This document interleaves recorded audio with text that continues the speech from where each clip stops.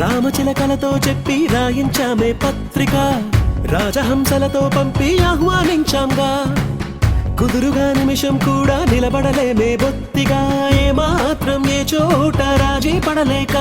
చుట్టాలందరికీ ఆనందంతో కళ్ళు చెమర్చేలా, గిట్టని వాళ్ళైనా ఆశ్చర్యంతో కన్నులు వచ్చేలా, కలల్లోనైనా